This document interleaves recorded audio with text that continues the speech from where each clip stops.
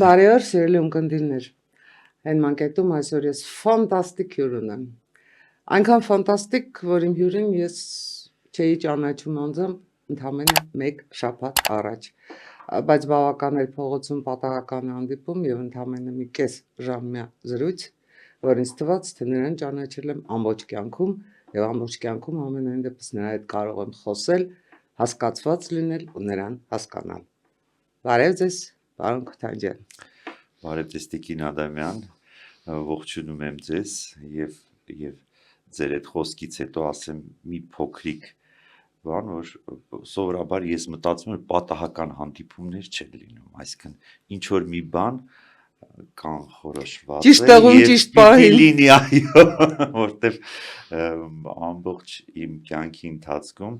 որ սենց նայում եմ բոլոր հետաքրքիր հանդիպումները իմ կյանքին, հետո հասկանում եմ, որ դրանք պատահականություն չեն եւ անպայման ունենում են իր շարունակական իմաստը եւ շատ հետաքրքիր բան, ինչպես նաեւ ձեր հետ, որ ես էլ չէի պատկերացնում, որ ձեզ կարող եմ տեսնել, իհարկե ունկնդրում էի ձեր բոլոր հաղորդումները, որտեվ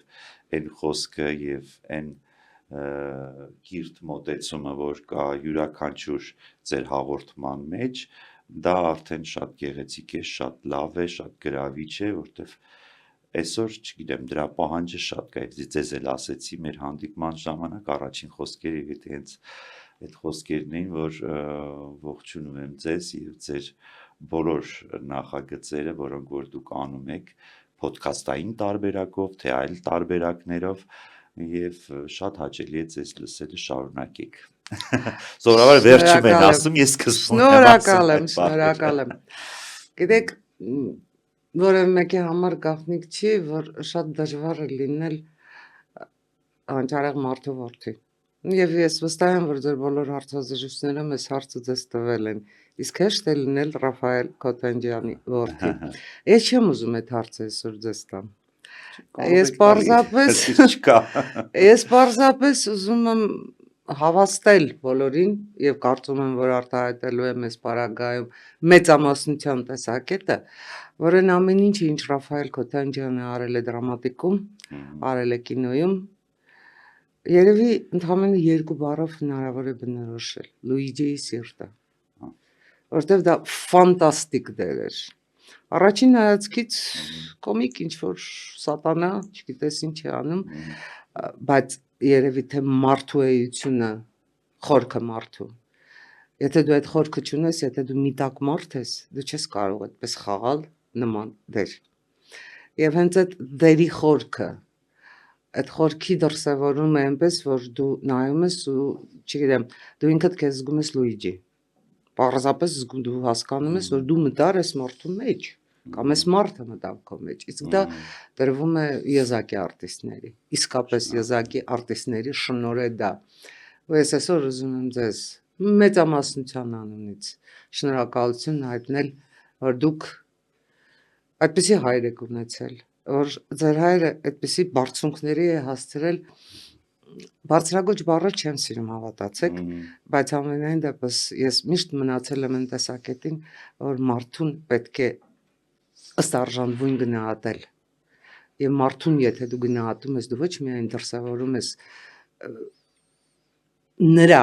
բարձրությունը, դու ինքդ քեզ դնում ես այդ բարձրության վրա, որ կարողացար այդ մարդուն ընկալել, հասկանալ։ Դրանով մենք բարձրացնում ենք հասարակությունը։ Դրանով մենք հաղթահարում ենք, ասենք, մեր շրջապատող են, ինչ ասեմ, կիսառաբիզմ մթնոլորտը, որովհետև կա արվեստ եւ կա բարձրագույն արվեստ։ Ես շատ եմ ուզում, որ այդ բարձրագույն արվեստի մեջ հնարավորինս շատ լինենք, այդ բարձրագույն արվեստի մեջ մեզ իսկապես ճիշտ տեղում, ճիշտ պահին զգանք։ Աստված։ Հիանալի էր։ Եվ ուզում եմ հարցնել ձեզ, մշակույթ ու քաղաքականություն, ձեր գնահատականով, դրանք զուգահեռներ են, թե երբեմն ունեն հատման կետեր։ Մշակույթը մի քիչ չի խառնի քաղաքականության հետ, որտեվ չնայած շատ եթե նայում ես խորքային են խոհանոցը շատ նման է, բայց մեկը արվեստը արվեստը մեկ ուրիշ բան է, որ չեմ կարող քաղաքականության հետ զուգահեռ անցկացնեմ, որտեվ ըստ իս որ ասում են ինչ կփրկի աշխարհը, չէ, ինձ թվում է արվեստը կփրկի ի վերջո, որտեվ այն ամենը ինչ որ կա արվեստում իրականում պետք է յուրաքանչյուր մարդուն հոգևոր լավ զգալու, կոմֆորտ զգալու համար, որտեվ եթե դու նայում ես այսօր մեծ մասամբ մարդիկ ցավոք սրտի գնում են հեն ճանապարհով, ինչը որ ստամոքսն է եւ գրպանը ինչ որ տենց պրիմիտիվ մակարդակի վրա է ամեն ինչը, բայց հենց մի քիչ խորանում են եւ սկսում են հետաքրքրվել, արդեն թե հոգին է բարձրանում մի հատ ինչ որ աստիճանի վրա եւ առանց արվեստից չեմ կարող պատկերացնել ոնց կարելի է ընդհանրապես առանց թատրոնի, երաժշտության, կինոյի, դրանք բաներ են, որոնք առանց որի մարդ երբ որ նայում ես ֆիլմ, ստանում ես ինչ որ պատասխաններ, ընթերցում ես գիրք, ստանում ես քո հարցերի պատասխանները, հետո իհարկե անցնում է ինչ որ ժամանակ, դու դա քո մեջով ես անցկացնում եւ գալիս ես մի ինչ որ ճշմարտության։ Չգիտեմ, քաղաքականությունը առանց դրա էլ ապրել չի կարելի, որտեվ այսօրվա աշխարհն է կառուցված այդ ամեն ինչի վրա եւ բնականաբար չենք պատկերացնում հիմա այսօրվա մեր աշխարհը առանց քաղաքականության, բայց այդ քաղաքականությունն էլ ես կուզեի, որ այդ հիմա օրինակ շատ խառնաշփոթ Հիմքում մշակույթ ունենար։ Երևի թե, այո, ինչու՞ չէ, հիմքում ունենար այդ վիճակը, ըստ դրանից ելնելով լիներ քաղաքականություն, բայց չգիտեմ դա հնարավոր է թե ոչ, դա թե ձեզ պիտի այդ հարցը տանք ավելի քան ինձ։ Շնորհակալ եմ։ Ձեր կարծիքով երբևէ որևէ երկրում եղել է մշակույթի համար բարենպաստ մթնոլորտ։ Որտեղ մենք ասում ենք հիմա գրականության ժամանակ չի, հիմա նկարչության ժամանակ չի, հիմա թատրոնի ժամանակ, կինոյի ժամանակ չի, բայց իրականում թե թատրոնը, թե կինոն, թե գրականությունը իրենք ունեն իրենց ժամանակը, իմ կարծիքով, չգիտեմ։ Գիտեք ես ինչպես եմ մտածում, չգիտեմ որ երկրում ոնց, ես չեմ ապրել այլ երկրներում, որ իմանամ այնտեղ իրանց մշակույթը ինչ դրսևորում ունի, ինչ մակարդակի վրա է, բայց ես կարող եմ խոսել մեր մասին, որովհետև այո, հիմա շատ բաներ են ասում, որ իմաստ չունի, ժամանակը անցել է, չգիտեմ, արդեն նոր տեխնոլոգիաները բերում են նոր պահանջներ եւ այլն, բայց մենք հասկանում ենք մի բան, որ այսօրվա, այո, չենք մոռանում իհարկե, հիշում ենք մեր այն ինչ որ անցել ենք, օրինակ իմ շրջանը մի քիչ բարդ էր այն առումով, որտեվ ես 75-ից 80, այդ 70-ականների, 80-ականների ծնունդ եմ եւ իմ հետ ծնված մարդիկ շատ մի քիչ դժվար ճանապարհ անցանք, որտեվ մութ ու ցուրտ տարիներ եւ այլն, պատերազմ, այդ ամբողջ մեջով անցանք, բայց եւ այդ ժամանակ ինչ էր մեզ մնում, մենք միայն կարողանում էինք ընթերցել, որտեղ լույս չունեինք, ոչինչ չունեինք, մենք գիտեինք կարտոն։ Իդեալական վիճակ էր ինչ որտեղ, բայց հիմա որ հետ ես նայում, հասկանում ես, որ չգիտեմ, կարելի, եթե ունենայինք ուրիշ բաներ, կարող է եւ մեր մեջ էլ արթնանային ինչ որ այլ ունակություններ, այլ նախասիրություններ, բայց մենք չունեինք այդ հնարավորությունը, մենք ունեինք ինքնակրթվելու միայն տարբերակը, հա, եւ ինչից եմ ուզում գամ, այսինքն մենք կրթվեցինք, հետո փոխվեց շրջանը ու մտավեց գadgetային աշխարհը, որտեղ մի պահ հասկանում ես միգուցե պետք չէր այդ ամեն ինչ իմանալ, ես ռուսական դպրոց եմ ավարտել, ռուսական լեզուն իմ հասկանում ինձ պետք է այդ ռուսական լեզուն, որ ես տենց լավ գիտեմ եւ ես ընթերցում էի մեծ գրականությունը հենց այդ լեզվով, իհարկե շատ գոհ եմ, որտեվ իրանց գրականությունը Դաստոևսկի հայերեն չես կարդալ։ Բուլգակով, Դաստոևսկի, Պուշկին, Պուշկին, Արծաթի դարը, գիտենք, այո, Փառայղը դե Ախմատովան այո, կարդացեք հայերեն։ որ մեկը ասես, այսինքն ես ուրախ եմ, որ ես գիտեմ դա, բայց դա ինձ այսօր պետք չի, ցավոք սրտի, ես դա չեմ օգտագործում հիմա, որտեվ աշխարհը փոխվեց եւ այս փոխված աշխարհում ես մտածում եմ, որ պետքա ծնվեն հիմա նոր Պուշկիններ, այո, նոր Չարենցներ իրանց ձևի մեջ, այս տարբերակի մեջ, որտեվ մենք անընդհատ վերցնում ենք այդ անցյալից այն ինչ որ կա, բայց մենք չունենք այսօրվա հերոսները, որը պիտի ծնվեն, չի կարող այդպես լինի, որ չծնվեն, նաև այս աշխարհում, այս մի քիչ ինչպես են ասում, Turbulent, chaotic, ավելի սինթետիկ աշխարհում, ես չգիտեմ, մի քիչ տենց անբնական բառ եմ ման գալի, որը նույնիսկ չեմ կարողանում հիմա գտնել այդ բառը, որը կարող է լինել, որը կբնորոշի մեր այսօրվա վիճակը, այսօրվա աշխարհը, բայց դրա մեջ մենք նույնիսկ պետք է կարողանանք նաև մտածել մեր ապագա սերնդի մասին, որը որ գալիս է, որը որ չգիտի այդ աշխարհը եւ արդեն ծնվել է այս գadgetների աշխարհում, արդյոք նրանց պետք է սովորեցնել եւ պատմել այն ամենի մասին, ինչ որ մենք գիտենք, ինչը որ մենք ենք անցել, այդպիսի հարցեր կան իմ գլխում հիմա, որ ես ինձ հանգիստ չեմ տալիս, ես անդադ մտածում եմ այդ թեմաների շուրջ։ Տեսեք, որևէ մեկի մտքով թերևս չէր անցնում, որ 1915 թվականի, 15-ից 23 թվականների ամենայն դեպս հայոց ցեղասպանության հենց այդ տարիներին կծնվի Եղիշե Չարենց։ Այո։ Դանթեական առասպելից մինչև գիրք ճանապարհից մինչև վերջին տարիների գործերը, որոնք ֆենոմենալ են։ Ու ես առանց հոգուս առաջ որևէ մեղ գործելու գտնում եմ, որ եթե Եղիշե Չարենցը չլիներ այդ ժամանակների բանաստեղծ, չլիներ այդ երկրի բանաստեղծ, միանշանակ Նոբելյան մրցանակի արժանի էր, թեկուզ էր մեկ բանաստեղծ, մեկ գործի համար Նավզիկիի։ Ամենայն դեպս նրանք, ովքեր Նոբելյան մրցանակներ են ստանում տարբեր մայրցամաքներում, երբեք ավելի ինչ են ասել գրականության մեջ,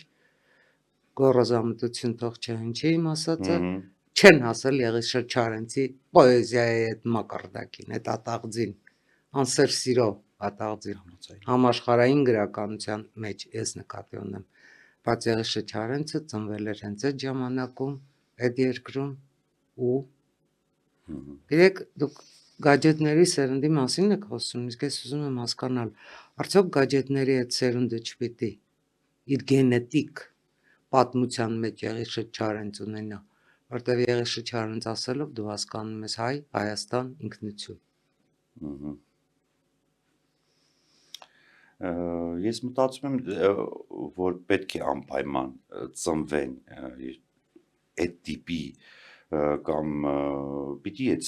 սերնդափոխությունը պարտադիր լինի, առանց դրա անհնար կլինի պատկերացնել ապագայի եկող աշխարհը ինձ համար, ինչ վերաբերում է Չարենցին, Չարենցի հանդեպ իմ մոտ յուրահատուկ մոտեցում կա, նախ հետաքրքիր իմ էլի տոհմածառի հետ է մի քիչ կապված այդ ամեն ինչը, որովհետև Կարինե Քոթանջյանը, ում մասին նա գրել է բազմիցս Թողած Կարսու, այո, Ղարսի փողոցներով, այո, բարևեց Կարինե Քոթանջյանին, այ Կարինե Քոթանջյանը իմ պապիկիս քույրիկն է եղել, մեծ քույրիկը, որը չի ամուսնացել, չէ, ոչ, Սիրանուշի քույրիկն է եղել, երկու եղբոր քույրեր են եղել, որ իրանք էլ են պապիկս էլ են ապրել են Ղարսում եւ այնտեղից են 15 թվին տեղափոխվել են արդեն Թիֆլիսից Հայաստան եւ այդ Կարինե Քոթանջյանը եղել է մեր Սիրանուշի զարմիկներ են եղել միասին եւ շատ մեծ պատմություն կա թե ինչպես է նույն Կարինե Քոթանջյանը փրկել մեծ քանակի այն գրականությունը, որը Չարենցը գրել էր եւ պահված է եղել դա Կարինե Քոթանջյանի մոտ հետագայում հնարավորություն է եղել նաեւ արդեն հրատարակելու այդ գործերը ուզում եմ ասեմ այդպիսի կապեր կան գնացող դեպի Չարենցը եւ ես անընդհատ բացահայտում եմ ինձ համար նոր Չարենց օրինակ վերջերս մի պրոյեկտ ինձ հրավիրեցին որ ես մասնակցեմ իհարկե այդ պրոյեկտը դեռ խմորման ընթացքում է դեռ մենք չենք իմանում նա կլինի է թե ոչ բայց մենք բավական ժամանակ հատկացրեցինք այդ պրոյեկտին ինքը խոսքը գնում էր Շեքսպիրյան Մակբեթի մասին, որի թարգմանությունը արել էր հենց Չարենցը 54 թվականին։ Կան շատ թարգմանություններ, բայց մենք վերցրել էինք հենց Չարենցյան տարբերակը եւ ռեժիսորը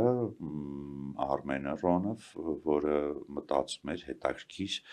որ այդ Մակբեթը պիտի խաղան հենց հայկական վերականգնելով դինաստիաները մեր թաթերական, այսինքն մի կողմը պիտի Քոթանջյաններին էր վերցրել, իմ գլխավորությամբ ես պիտի խաղայի կամ խաղամ, չգիտեմ նույնիսկ ոնց ասեմ, Դունկանի կերպարը, այնտեղ թագավոր Շոտլանդիայի թագավոր, այնտեղ կար հետարքիր կերպար, որը մսրյանների տոհմատ, Վովան պետքա խաղար բանկո, Ջանիբակյանների տոհմներ վերցրի, մի խոսքով սենց տոհմածառով պիտի խաղայինք այդ Մակբեթը, որը դեռ ես հույս ունեմ, որ կխաղանք եւ հենց այդ Չարենցյան թարգմանությունը ինձ ուղակի խենթացնում էր այնտեղ կային խոսքեր որ օրինակ ասում եմ երբ որ հանդիպում է Մակբեթին Դունկանը եւ այնտեղ շատ հետաքրքիր մոնոլոգ կա մոնոլոգ դիալոգ է ինքը այնտեղ գնում ասում է չկա մի արվեստ որ դեմքի վրա կարենա տեսնել հոգու կերտվածքը այնպիսի մարդ էր, որին բացառիկ վստահում էի, ազնիվ ազգական, ապերախտությանս մեղքը հենց հիմա ճնշում էր հոգիս, բայց դու այնքան ես առաջ արշավել, որ վարձատրության նույնիսկ ամենից սրտատրիչ թևը քեզ հասնելու մեջ դարձյալ դանդաղ է, ավել լավ էր արժանիքներդ պակաս լինեին, որ կարողանայի համեմատ չափով շնորհակալիք եւ հատուցում այսպիսի գեղեցիկ խոսքեր, որոնք որ կարծում եմ, որ այսօրվա են։ Ես պիտի ձեզ ընդհատեմ, փառահեղ էր եւ ես կարծում եմ, որ հիմա այս ծափերին հետևելու են բազում շարքերի ծափեր։ Շնորհակալ եմ, որ ես առաջին հանդիսատեսը եղա։ Այո, եւ այնտեղ կան փայլուն մանալոգներ, դիալոգներ, որոնք հենց Չարենցյան այդ ոգով են, այդ բառերը, այդ տեքստերը, որոնք որ կարդում ես եւ անկախ քեզանից փշաքաղվում ես եւ այդ էներգիան որ կա, այսինքն Շեքսպիրի եւ Չարենցի այդ միաձուլումը դա չգիտեմ, հուսամ որ կլինի այդ պրոյեկտը եւ մենք կկարողանանք ի վերջո բացի այն, որ մենք միշտ խոսում ենք, դե մենք ունեցել ենք ցեղասպանություն եւ այլ, ու գալիս ենք միշտ այդ պրիզմայից ենք, չէ՞, անդադ ներկայանում մեր աշխարհին եւ ես կուզեի, որ մենք կարողանայինք ներկայանալ ոչ միայն դրանով, նաեւ ներկայանալ, որ մենք կարող ենք նաեւ Շեքսպիր խաղալ, մենք կարող ենք վաղը, ասենք ինչու՞ չէ, նույն Լոնդոնում ներկայացնենք մեր տարբերակը Շեքսպիրյան ոչ միայն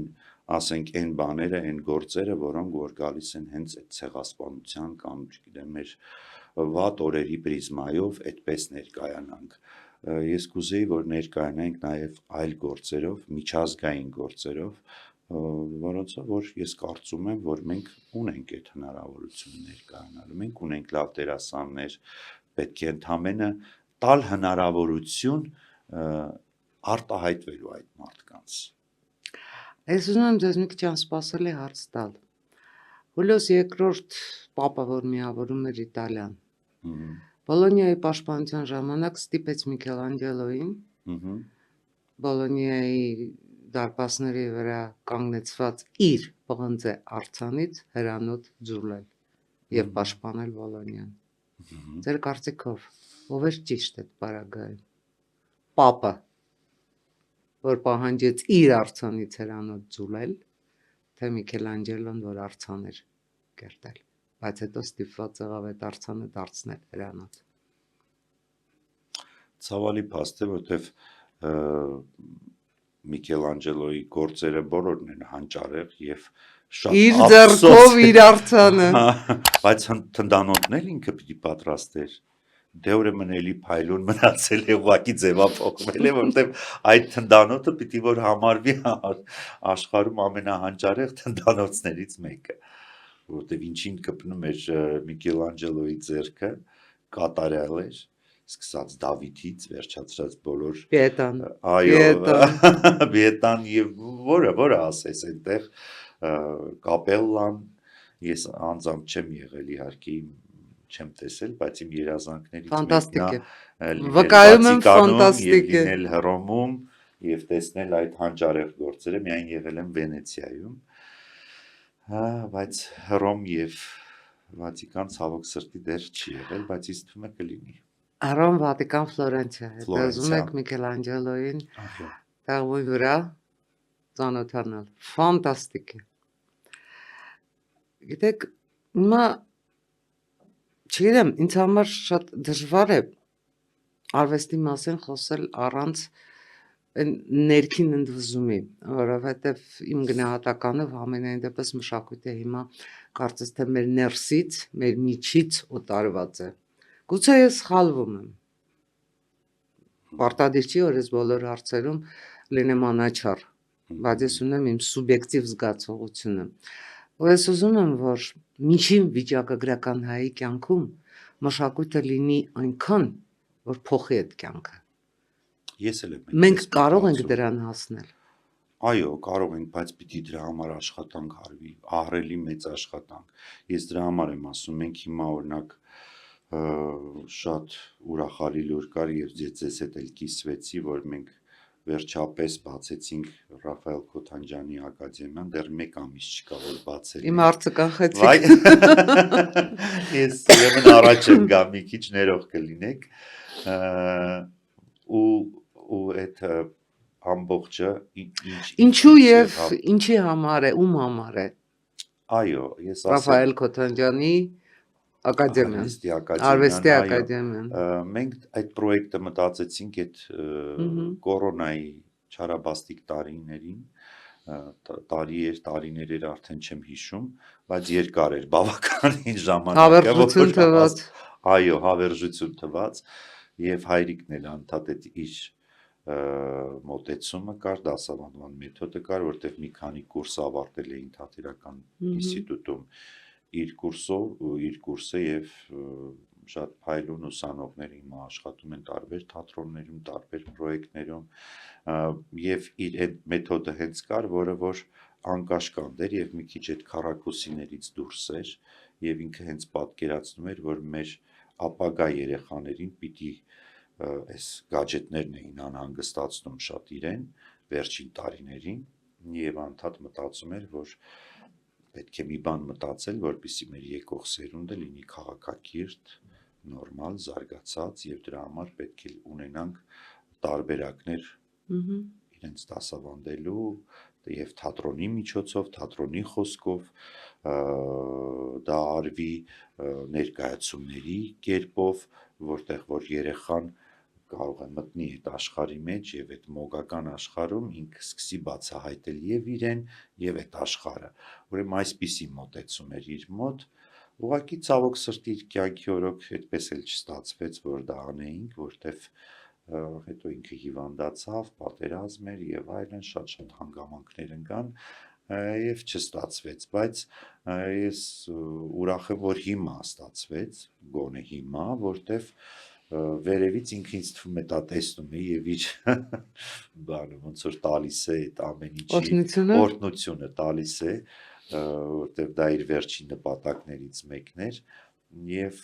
հիմա այ մենք փորձում ենք ստեղծել ստեղծել ենք արդեն եւ երեխաները արդեն երկու խումբ հաճախում են մեզ մոտ տարիքային, մեզ մոտ 6-ից մինչև 16 տարեկան երեխաների եւ պատանիների համար է։ Եվ մենք դասավանդում ենք այնտեղ բեմական խոսք, դերասանի վարպետություն, պլաստիկա, բեմական եւ իհարկե վոկալի ոճաբանություն եւ դա անում ենք ժամանակակից մեթոդով, շվեդական, որի մասնագետը շատ ուրախ եմ, որ գտա այդպիսի մեր Լուիզա Կոնստան է, որը եղել է նույնպես Մալյանի սաներից, այո, եւ հետո աշխատել է երկար Փոսի թատրոնում, հետո մեկնել է Շվեդիա եւ աշխատել է Շվեդիայում առաջին երիտե դերասանուհիներից մեկն է եղել, ով ընդունվել է Շվեդիայի մայր թատրոն եւ խաղում էր շվեդերին էլ նաեւ բեմադրություններ արել Թումանյան, որը շվեդեր խաղում էին Հայրեն Թումանյան, դա իմ համար նոնսենս էր, բայց իրականում դա արդեն մեծ տպավ եւ ես խնդրեցի, որպեսզի ինքը միանա մեզ, որտեվ այդ մտքերը, մտահաղացումը շատ նման էր միմյանց եւ ստեղծեցինք այս ակադեմիան, հուսանք, որ լավ կլինի, որտեվ սեպտեմբերի 9-ին հայրիկի ծնունդն է, ինքը կույս էր համաստեղությամբ, տարիով ձի եւ շատ հետաքրքիր էր ամեն ծնունդը ես նշում եմ անկախ նրանից մի տարի արեցի հուշի երեկո, մի տարի իր քարը դրվեց, ամեն տարի ինչ որ մի բան իր ծննդյան օրը փորձում եմ ես անեմ իր հետ կապված, այս տարի էլ պիտի փորձենք, որ իր առաջին սաները ակադեմիայի խաղան այ առաջին իր ներկայացումը վերջին, որը միասին էինք խաղում, բենեֆիս էր կոչվում ներկայացումը եւ այդ երեխաների հետ հիմա փորձում ենք հասցնենք, որպեսզի սեպտեմբերի 9-ին դուք հրավիրված եք մինչ այլուց խորին շնորհակալություն այդ ներկայացմանը եւ խաղալու են երեխաները տեսնենք ինչ կստացվի, հուսամ որ լավ կլինի, ես լավատես եմ եւ այդպես Ձեր կարծիքով մշակույթը պատմություն է թե ներկա Մշակույթը ներկա է, պատմություն ունի, բայց ինքը չի կարող մեռնել, մշակույթը չի, ինչ էլ ուզում է, ինչ նոր տեխնոլոգիաներ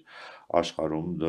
հնարեն, հայտնաբերեն, բայց միևնույն է մշակույթը, որ մեռնի ինչ իմաստ ունի ապրելը, մարդուն ինչ իմաստ ունի ապրել, թե չլինի մշակույթ, չլինի գրականություն, ես չգիտեմ, ասում են, այո, դե անցած էտապ է, գիրքը չեն ընթերցում հիմա երեխան, իհարկե բարդ է, բայց ինչ որ մի հատ կերպ պիտի գտնենք, որպեսզի կարողանանք մեր եկող սերնդին փորձենք այնպես անենք, որ իրանք հասկանան, որ դրանից զատ կա այսպիսի աշխարհ, գրքի աշխարհ, թատրոնի աշխարհ, երաժշտության, նկարչության, որ մեկ ասես անհնարին է մարդուն պատկերացնել առանց մշակույթի։ Ինքնության վերադարձի աշխարհ։ Մեծ եմ խոսում, որտեվ հենց ես ծնվել եմ մշակույթի ընտանիքում եւ գրականությունն էլ անպակաս է եղել, որտեվ պապիկս էլ Արտյոմ Գալստովիչը այն ժամանակ եղել է գլխավոր գրականագետը սովետական Հայաստանի եւ էլի գրականություն ու բազմիցս գրքեր տպագրվեցին հենց այդ ժամանակ նաև Պարուս Սևակյան լռելի զանգակատունը, որը պատկերացնում եք ինչ բարդ էր, դրա համար կարող էին ուղարկել պապիկի Սիբիր այդ գիրքը հրատարակելու համար, բայց միևնույն է հրատարակվեց։ Այսինքն դա սենց մեր ընտանիքում եկանք Կարինե Քոթանջյանից, եկանք Արտյոմ Գալստովիչին, դա փոխանցվում է սերնդեսերունդ, ես էլ փոխանցելու եմ իմ Ռաֆայել Քոթանջյան ջունիորին, որը որ կա դեռ 10 տարեկան է իհարկե, բայց դե փորձում եմ քիչ մասշտաբներով իրան բացատրել, մի անգամից որ այդ նագրուսկան չստանա, ոնց որ Ես կարծում եմ գեներով արդեն ինչ որ պետք է փոխանցել ինքը ստացել է։ Այո։ Այդպես։ Հրաշալի է, տեսեք, հունիսի 7-ի ընտրությունները ամենը մեկ ամիս հետո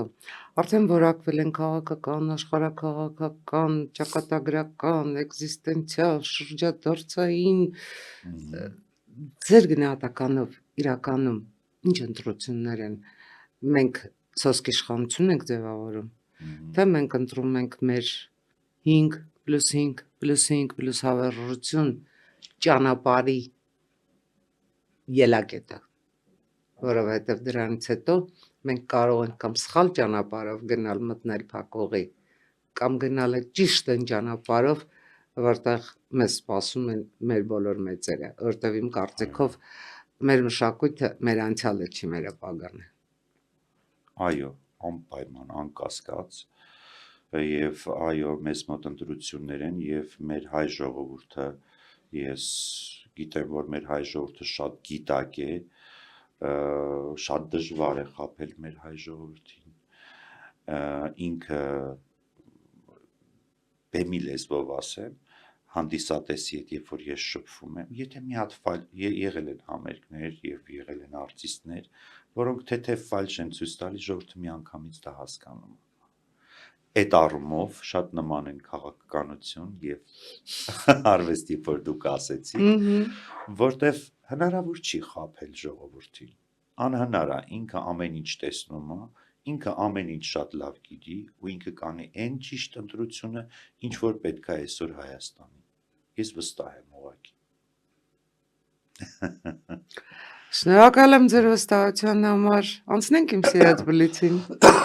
Սիրով, ներողություն։ Ինչ հարց չտվեցի ձեզ։ Այնպեսի հարց, որ չգիտեմ, գուցե ակնկալում էիք։ Չէ, բոլոր հարցերը տվել եք ինձ, հետարքիր, ձեր երևի թե, չէ, հայրիկից խոսացի ամենակարևոր, դեվ դա իմ համար կարևոր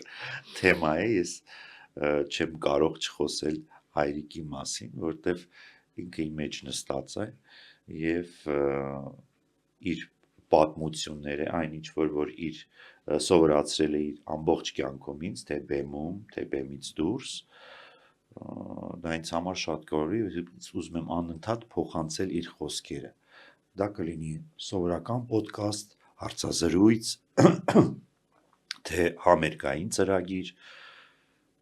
այդպես։ Ձեր սիրած երգը։ Երգը, երգերը շատ են, չգիտեմ, հիմա եկավ մի հատ երգ ուղեղից մեջ, չգիտեմ ինչի, Կոմիտաս։ Կոմիտաս։ Վիրավորը լորիկ, սիրավորը լորիկ, լորիկ, լորիկ ջան։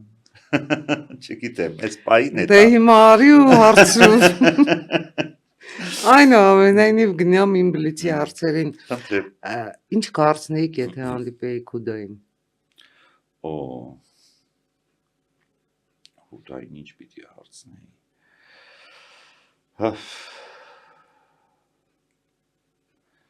Բարժեր այդ 30 հարցատը չէ, չգիտեմ ինչ կհարցնեի։ Եթե ոչինչ էլ չէի հարցնի, իրան հարցնելու, չգիտեմ, բան չունեմ իրան հարցնելու։ Լավ, ճանապարհը առաջին քայլով է սկսվում, իսկ ընդհանրապես ավարտվում է։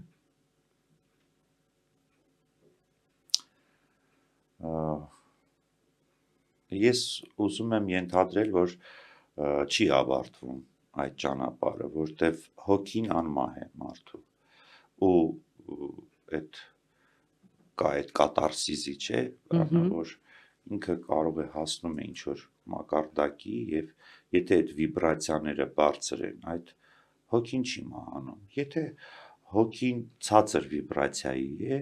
այդ հոգին ինձ թվում է պետք չի ոչ մեկին։ Այդ հոգին կարող է եւ վերջանում է, մահանում է, չգիտեմ ինչ է լինում, բայց չեմ կարծում, որ այդ բարձր վիբրացիայի հոգին կմահանա, կլինի հավերժ, ինձ թվում է։ Երբևէ փորձել եք նկարել։ Այո, շատ։ Նկարել կամերայով, թե վրձինով։ Վրձնով։ Այո, եւ այնպես փորձել եմ երկու տարբերակնել եւ հիանալի է նկարելի, իհարկե ինձ չի տարել երբեք նկարչության ուղին, իմ աղջիկս է լավ նկարում եւ փոքրուց 3-4 տարեկանից հենց հիմա շատ հետաքրքիր գործեր ա նկարում, այո, իր մոտ էլ բացվել է այդ նկարչական։ Ես հիմա հիանում եմ իր նկարչությամբ, այն ինչ որ ինքն է ստեղծում։ Պատմությունը գետ է, որ հոսում է իր հունով, թե ականապատված դաշտ։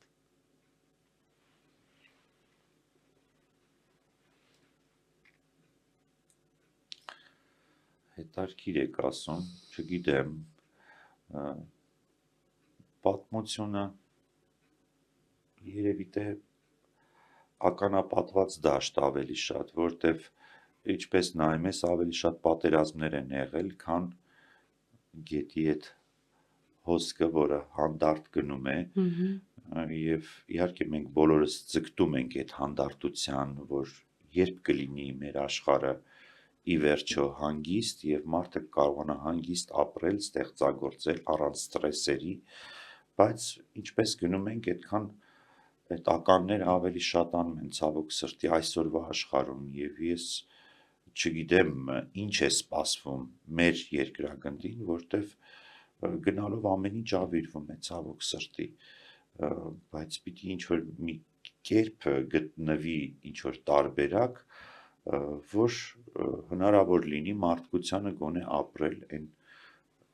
ստեղծագործել, հանգիստ ապրել առանց ստրեսի, բայց դա եթե երազանք է, սպայն կամ ես եմ լավատես,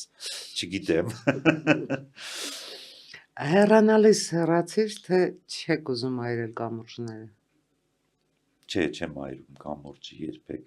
վերջին կամուրջը պիտի թողնես անպայման մարդուն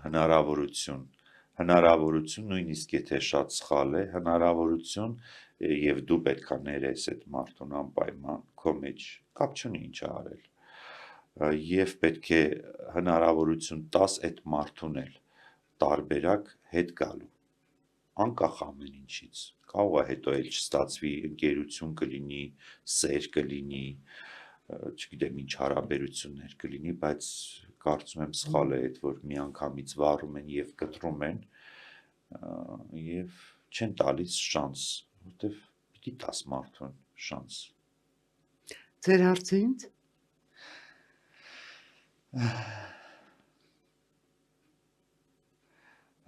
Իսկ դուք ինչպես եք կարծում, արվեստը կփրկի աշխարհը մի օր, թե ոչ, թե այլ տարբերակ ունեք։ Դե շատ մեծ է գայթակղությունը Դաստոևսկու բառերով պատասխանել, որ գեղեցիկը աշխարհը կփրկի, բայց ինքը ծնվում է արյունոտ պայքարի մեջ։ Մենք սովորաբար սիրում ենք ասել գեղեցիկը կփրկի աշխարհը ու հեռանում ենք, բայց իրականում Դաստոևսկու ասած այդ ինքը ծնվում է արյունոտ պայքարի մեջ, կարծում եմ արվեստի բունեությունն է ինձ արտահայտում։ Եվ արտահայտում են աննանց արժեքը, որովհետև եթե քո ներսում չկա ներդաշնակություն, Այո, դու ներդաշնակություն չես գտնի աշխարհում։ Եթե քո ներսում չկա արվեստի են ոսկելարը, որ ինչքան էլ կյանքը քեզ ջարդի, վրայդ գնա ու գա, քեզ բարձրացնում է։ Չգիտեմ, գուցե դա շատ սուբյեկտիվ զգացողություն է, բայց բոլոր ծանր պահերին դու կարող ես երաժշտություն լսել, այո, ու քեզ դա օգնում է։ Դու կարող ես բացել պատահական գրքի պատահական էջ ու մեկ էլ հասկանաս, թե 10 էջ մի 100 էջ կարդացիր, կամ պարզապես դուրս գաս փողոց ու քայլես շենքերի մարդկանց մթնոլորտի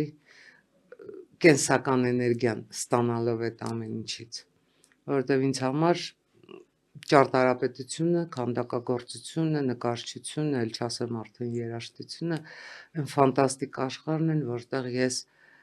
տեսել եմ իմ սկիզբը։ Թեպետ խոստովանեմ, չեմ նկարում, չեմ երգում, բայց դեռ ճարտարապետ չեմ, բայց գրում եմ ու կարողանում եմ բառը զգալ իբրև այն կավը, որից աստվածային է կարող է ծնվել։ Շնորհակալ եմ Բրավո, ձեզ։ շնորհակալ եմ ես ձեզ շատ գեղեցիկ եւ հետաքրքիր զրույցի համար։ Վստահ եմ, որ այսպիսի գեղեցիկ հանդիպում է սպասվում եւ զրույց։ Շնորհակալ եմ նաեւ, որ հրավիրեցիք։ Սիրելի ունկնդիրներ, այն մանկետում այսօր մենք ապրեցինք մեր կես ժամը արվեստով եւ ես շատ եմ ուզում, որ ձեր կես ժամը նույնպես լինի արվեստի, մշակույթի, սիրո ներդաշնակության մեջ։ Շնորհակալ եմ, բարին ընդ ձեզ։